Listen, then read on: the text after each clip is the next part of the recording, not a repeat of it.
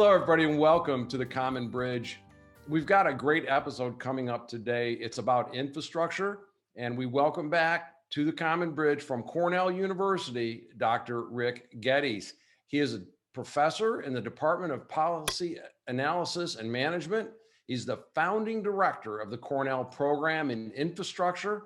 He's a member of the graduate fields of systems engineering, economics, and public affairs, and he's a visiting scholar with the American Enterprise Institute.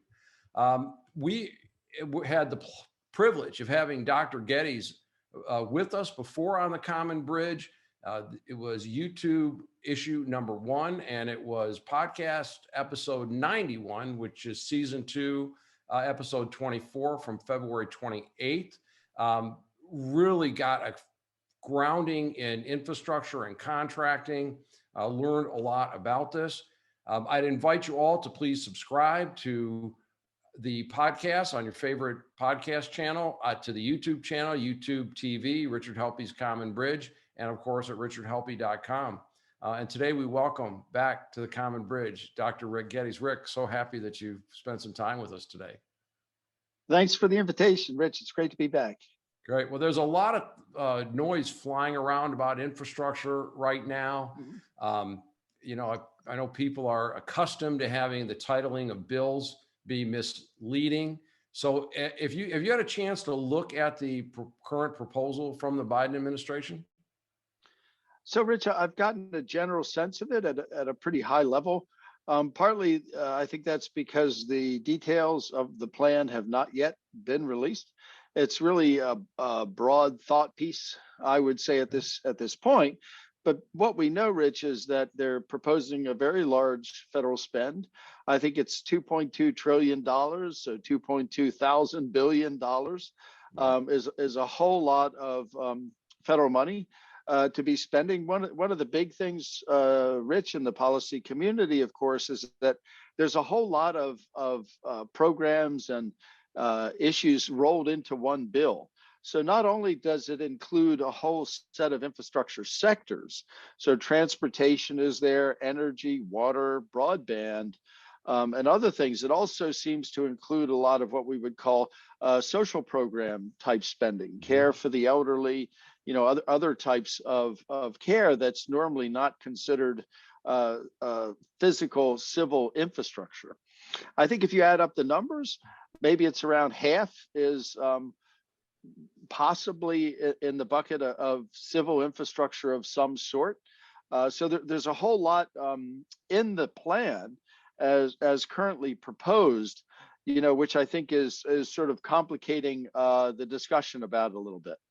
Yeah, I know that I've read a number of analyses that say that there's $400 billion in there for Medicaid expansion. And, that might be a good idea. I don't know why it's in this bill. $213 billion for housing, including increased federal control over housing, $100 billion to schools, and they can get that without reopening, $35 billion for climate reimbursement, $10 billion for a new program called the Civilian Climate Corps. And also, and I'm not sure how this fits into infrastructure, but quashes the right to work laws that are enforced in numbers of states. I don't know if it went as far as putting card check in place, but clearly there's a piece of that legislation designed to attract the union leadership. I don't know if we know at this point, but of the things that most people would think would be infrastructure, just like you talked about, roads, bridges, water systems, broadband, and the like, is there a lot of policy dispute? I don't know if you work with any or hear or if you get questioned, but does anybody really quarrel with the fact that we need to get after upgrading those things? So, Rich, I think I wouldn't say quarrel. But I think there's a consensus that, at least in the people who study, infrastructure policy, that the plan as it's currently proposed takes sort of a one size fits all approach to infrastructure sectors in the United States that are really quite different. they're quite different in terms of the nature of the physical infrastructure that you're talking about, as well as the goods and services, that they provide. But they're also very different in terms of the way they're funded, financed, how they need to be operated and maintained. And so if we just take the piece of the plan that really does deal with some type of civil infrastructure, right? So I think one of the issues is that the one size fits all approach seems to be just a big federal spend on those infrastructure sectors over the next 8 to 9 years, right? And the notion seems to be that whatever the problem is in those sectors, having a lot of federal money pumped into it is going to help, right? And so that immediately raises a whole bunch of questions, like keeping in mind, everybody should keep in mind, depending on the estimate, between 85 and 90% of all the civil infrastructure in the United States is owned by a state or local government. The federal government, the infrastructure it owns, a lot of it is military. So it's Army bases, Navy, Air Force, et cetera, and that's normally not civil or civilian infrastructure. So immediately you have the issue of how does the plan propose that the federal government is going to interact with the state and local governments that actually own and thus are responsible for the operation and maintenance of what people normally think of as civil infrastructure. So if they're talking about a big spend, in these different sectors, so water, there's a federal loan facility called WIFIA, that provides low-cost federal loans for water projects. There's a TIFIA that's one for transportation. Are they going to use federal money to buttress those loan programs? Or, Rich, are we talking about grants, where the federal government is just going to make grants to the state and local infrastructure owners for certain projects, meaning you don't have to pay the money. Pay it back. It's a grant. So then the question would be, well, what projects qualify? Anything the state or local government wants to do that it calls infrastructure, is that going to be eligible for a federal grant? It's not clear. The other thing, though, Rich, is, and something I've made a point on, is first of all, the needs of these sectors are very different. So normally when Congress thinks about doing a transportation bill, that's reauthorizing spending out of the Highway Trust Fund. So just, to refresh, every time you buy a gallon of gasoline, 18.3 cents goes to the federal government and is put in a separate account in the Federal Highway Trust Fund. If it's diesel fuel, it's 24.4 cents goes to the federal government, but it accumulates, and every now and then, every 5 to 6 years, Congress reauthorizes spending out of the Federal Highway Trust Fund. And there's a whole set of programs that have evolved over time. That's, roads, highways. It's called the Federal Aid Highway System, that where Congress interacts with the state and local governments. So just transportation, right, which could include airports, by the way, aviation, is a pretty complicated thing for Congress to do. So then we have water.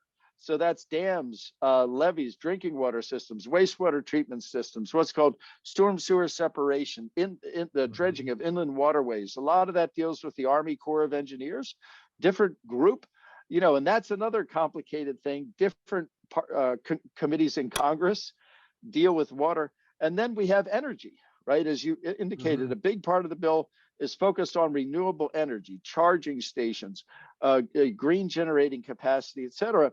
That's another world. Then there's also communications. And one thing we've learned from the pandemic is the importance of having all communities access to broadband internet of certain quality, right, in terms of speed. And those problems are both urban and rural, right? And one thing I've learned in studying this, Rich, is providing that it's not just one technology, right, to ensure that universal service for broadband. There's a set of technologies that have to interact.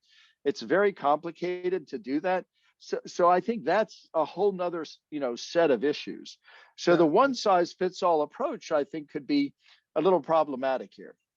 And I recall when we chatted back in February, and at that time we had dams in Michigan failing, and I learned that those were under private ownership.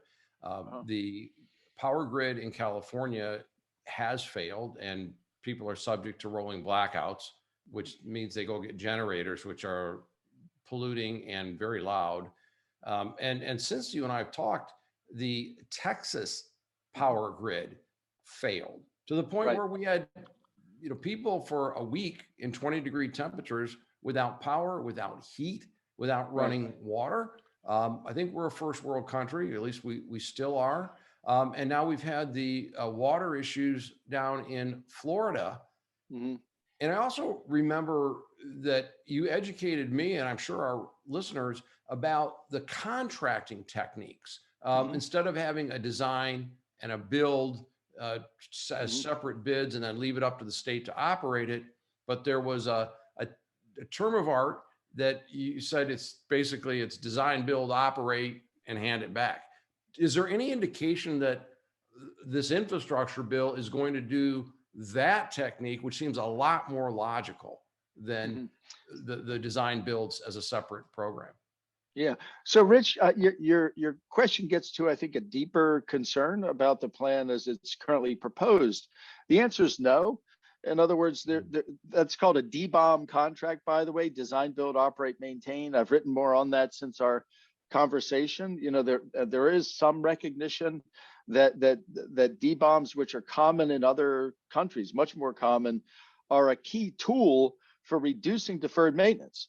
Right. So depending on the sector, one of the big problems, we saw it in the California wildfires with the grid in California, the PG&E, owned, but across sectors. So transportation, potholes in roads, rusting bridges and old tunnels, et cetera, is that the state and local owners have not maintained the infrastructure to the standard that it was designed, to be maintained. So that's deferred maintenance. So one of the reasons why you push for DBOM contracts is because it contractually obligates the state or local owner to make the expenditures the way the owner's manual tells you to do it to maintain the asset over its life cycle.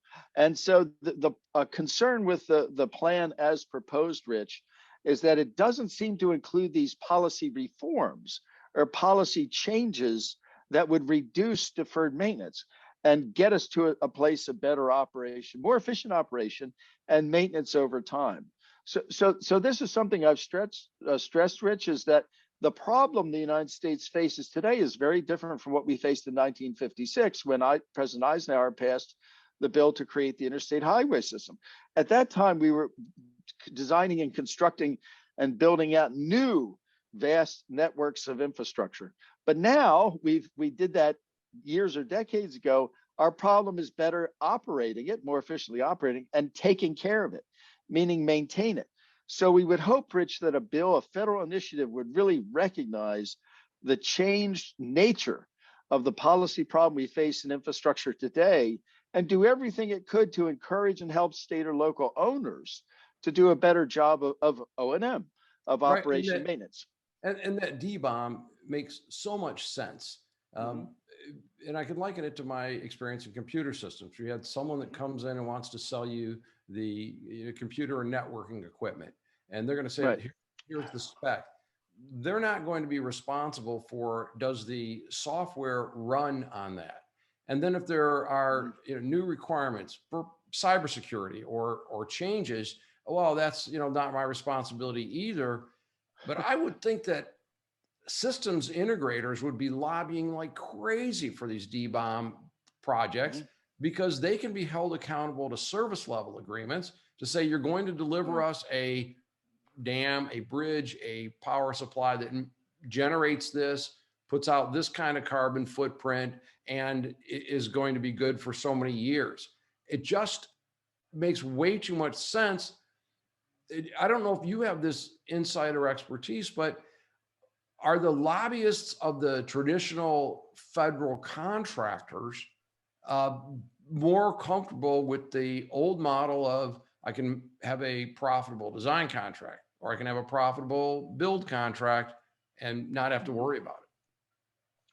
Rich, I think that's a great question. I've written a bit about what we call traditional delivery, which, as you and I discussed in our last interview, is design, bid, build, where, really particular to the United States, from what I can tell, other countries just don't do this. But a municipality or a county, a state will bid out the design, pick the design that they like the best, then bid out the construction, typically to the lowest cost provider, and then do the operation and maintenance themselves, right? Quite separate from the, and then it'll be, if it's a typical infrastructure project, it'll be financed with tax exempt municipal debt, which, because it's tax advantage, they pay a lower interest rate. And, states and cities, and there are thousands of these municipalities, have done this for decades, and they're used to it. They're comfortable with it. They have a whole structure that supports that, and it's done great in terms of delivering new infrastructure. But Rich, that what we call traditional delivery has done a poor job, as we're seeing today, with almost $1 trillion of deferred maintenance, depending on who's estimating it, right? But kind of agreement, almost $1 trillion. It's not served the country well in terms of taking care of what we have. The answer to your question, why aren't some of these companies going in and educating the counties and the cities and the states more about D-bombs? There's other tools besides D-bombs, by the way, but it's a question. I don't really know. We're trying to do that with educational entities like my program at Cornell, where we have seminars and things like that. But it's really hard to shift from that old safe mindset. There's a very risk averse, and I understand it entirely, but there's a very risk averse mindset about adopting new techniques. That'd be my answer. That's really discouraging. And I know that we've just got a couple of minutes here. One of the things that we chatted about, and it was a mystery at that time, and I don't know if we know yet from the president's proposal, but what about mandates for domestic content, for having to source from the USA? Is there any indication we're going to get any better at that? So Rich, that's another great question. And one of the things I'll say is, as I've studied this, I've been surprised at how many of the big companies that do this are not US companies. So the largest heavy civil construction company in the United States, I think, is Bechtel, but they're number 10th in the world, right? Mm-hmm. So that means there's a lot of companies ahead of them, that do this. So, the Germans do the tunneling. So big boring machines that you need are, not only Germans, but they do it. Japanese are very advanced, very big in this. Koreans, but also Spanish, French, British companies come in. So if you're doing a big project, these companies bid as a group. So it's a consortium that'll bid on something like the Tappan Zee Bridge or the Gateway Tunnel under the Hudson River, which is another big thing. I just happen to know New York City projects, the Goethals Bridge renovation, the LaGuardia terminal renovation, Terminal 1 at JFK. There are a few US companies, but it's really dominated by international players. You could probably say that some of the subcontractors, depending on the nature of the project itself, could be American. But it's always been an interesting question to me, Rich, why the United States lags behind? And I could tell you toll road operators, a lot of Spanish companies are involved in toll road operation. The United States, has there's some players, but has not been, a big leader in this. So it's kind of hard to say they have to be U.S. companies when, the leaders in these various elements, heavy civil construction, design, et cetera, are not U.S. companies. Yeah, and I believe a lot of the concrete comes from Canada. That's a great source of our concrete. I think so. I think that's right. Yeah. And Rick, the other criticism I've heard, and it's coming from the right, is that there's no spending at all for border security. And I think by any measure, we have a problem down there, and it's probably beyond infrastructure. I don't know if you consider that a miss or not, but today, are there any categories that were just missed? And I know that you've graciously agreed to come back and share some of your expertise around the Postal Service, which I know is a fascinating topic. How do we modernize and make it really relevant for this century? Yeah, I'd love to come back and talk about that, Rich. The point on border security, I think, gets to my earlier point. Most of us who really care and are passionate about U.S. infrastructure, heavy civil networked infrastructure, that most people, if you were to ask them, how do you define infrastructure? They would tell you roads, bridges, tunnels, maybe water systems, energy systems, communication systems. I think we would like to see federal initiatives on this separated from other policy problems, whether it's immigration, whether it's care for the elderly, Medicare, Medicaid, et cetera. It tends to complicate it. And just from our discussion today, you can tell there's a lot of good things the federal government could do just in transportation, just in improving. Again, the problem is operation and maintenance. There's a lot of renovation that has to be done because of years, if not decades, of deferred maintenance, right? But just getting that right is a heavy lift for Congress. And I think we would all like them to focus on those sectors, and obviously immigration is a super controversial topic right now that we're afraid could distract from a really good bill just on transportation, or a really good one just on broadband, right? So that is, I think, our hope. But we don't know exactly how this discussion is going to evolve in Washington. Well, I tell you, I long for the day when the people we elect to serve get together and say, okay, what can we agree on? What can we get done? Yes. And that we actually had reporting on it. And that's, of course, what this program's about. Rick, as we wrap up here, anything that we should have covered today that perhaps we didn't, or any closing comments? Yeah, so Rich, I do have obviously you and I could talk about this for the next hour, but one of the things I would say is that the policy problem that you face when you're designing and constructing new systems, whatever it is, right? And we've always, as one of the things that makes the country great, is our desire for universal service. So we don't want any communities left out of basic public goods and services. We want them all to have electricity. We wanted them all to have telephones. We wanted them all to have paved roads. We wanted them all to have postal service post offices for over 200 years. And and on down the list of things that we think are, basic goods and services. So, but the problem of providing and designing and constructing that new service, that new network, is very different from what we face today, which is operating and maintaining what we already have. So what I think we need is more subtle, more smart, intelligent, if you will, federal policy where the federal government interacts with the state and local owners in a more thoughtful way, right? To squeeze the value, to optimize those systems and just get rid of the deferred maintenance, to properly maintain the stuff that we have. And we've been lucky, right? As a country, most other people on earth have not had, the public services, the clean water, the wastewater treatment, the reliable electric power, the mobility, the communications power, and universal communications networks that we've had for decades, right? So now, in some sense, it's a good problem to have, but I think the federal policy needs to get away from this notion of just, spending big to build out systems, because that's not the main problem we face today, Rich. So I would just leave with that thought. I love the thought, and I'm a firm believer that those foundational goods and services, including reliable broadband and devices to get on it, Right. are critical to our future, because that's where the value add in the economy is going to come from. That's where the innovation is going to come from, and that's where the opportunities for our citizens are going to come from. And we need to make sure it's available, whether someone's in a deep urban setting or far away from an urban setting and a more rural or mountainous area, what have you. Rick, we'd love to put some links up to some of your recent papers. I know they're very well received, that there's a lot of noise about infrastructure, and we've gotten great comments about the depth of your understanding and your ability to present it to mere civilians like me and the listeners of the Common Bridge. Yes, happy to do so, Rich.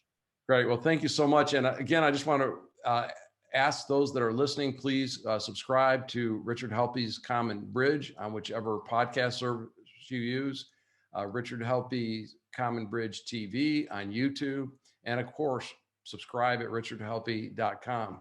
We've been talking today with Cornell Professor Dr. Rick Geddes, and a continuing series about infrastructure and how to solve that problem. This is Rich Helppie with our guest signing off on the Common Bridge. Thank you for watching Richard Helppie's Common Bridge. Please click the subscribe button below. Also, tune into our podcast, Richard Helppie's Common Bridge, on Apple, iHeart, Amazon, and others. Also, be sure to visit us online at richardhelppie.com.